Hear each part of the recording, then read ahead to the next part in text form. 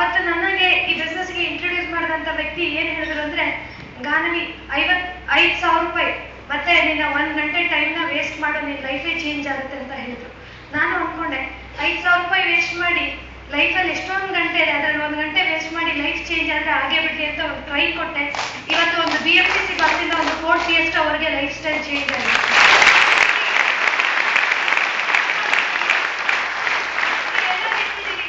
ನಾವ್ಯಾರು ಏನೂ ಅಪರ್ಚುನಿಟಿ ಇಲ್ಲ ಅಂತ ಈ ಬಿಸ್ನೆಸ್ಸಿಗೆ ಬಂದಿಲ್ಲ. ಇವತ್ತು ನನ್ನ ಕೈಲಿ ಒಂದು 50,000-52,000 ರೂಪಾಯಿ ತಿಂಗಳ ಸಂಬಳ ಬರೋ ಅಂತ ಒಂದು ಕೆಲಸ ಇತ್ತು. ಅದನ್ನೆಲ್ಲ ರಿಜೆಕ್ಟ್ ಮಾಡಿ ಬೆಂಗಳೂರಿಗೆ ಬಂದ್ಮೇಲೆ ಮಾಡಿರೋ ಒಂದೇ ಒಂದು ತಪ್ಪು ಅಂದರೆ 3 ಲಕ್ಷ FBA ಮೇಲೆ ಹಾಕಿ ವೇಸ್ಟ್ ಮಾಡಿದ್ದು. ಆ ರೀತಿ ಒಂದು ಬ್ಯಾಡ್ ಎಕ್ಸ್ಪೀರಿಯನ್ಸ್ ಆಗಿ ಇವತ್ತು ನನ್ನ ಫ್ರೆಂಡ್ಸು ಹೇಳ್ತಾರೆ, ಯಾರು ಅಪ್ಪ ಅಮ್ಮ ಆಗಲಿ ಅಣ್ಣ ತಮ್ಮ ಆಗಲಿ ಯಾರು ನಿನ್ನ ಕೈಲಿ ಆಗಲ್ಲ ಅಂದರು. ಇವತ್ತು ನನ್ನ ಕಾರಲ್ಲಿ ನಾನು ಹೋದಾಗ ಹೇಳ್ತಾರೆ, ಇವಳು ಲಕ್ಕಲ್ಲ ಸರ್, ಪ್ರಪಂಚ ಎಲ್ಲ ಆಗಲ್ಲ ಅಂದಾಗ ನಮ್ದವ್ರು ಇವತ್ತು ಇಲ್ಲಿದ್ದೀವಿ, ನಮ್ದೇ ಇದ್ದವ್ರು ಇವತ್ತು ಹೊರಗಡೆ ಎಲ್ಲೆಲ್ಲೋ.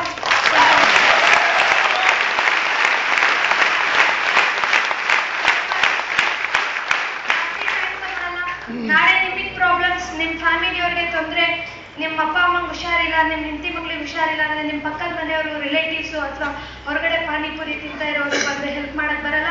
ದಯವಿಟ್ಟು ಅವ್ರ ಹತ್ರ ಹೋಗಿ ಸಜೆಷನ್ ಕೇಳ್ಬಿಡಿ.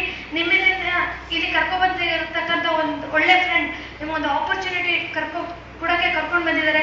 ಸರ್, ನೀವು ಯಾರು ಬಿಸ್ನೆಸ್ ಜಾಯ್ನ್ ಆಗಿಲ್ಲ ಅಂದ್ರೂ ಹೊಸದಾಗಿ ಬಂದಿರೋರು, ನೆಕ್ಸ್ಟ್ ವೀಕ್ ಇದೇ ಕುವೆಂಪು ಕಲಾಕ್ಷೇತ್ರದಲ್ಲಿ ಇಷ್ಟು ಕ್ರೌಡ್ ಇದ್ದೇ ಇರ್ತಾರೆ. So it's better you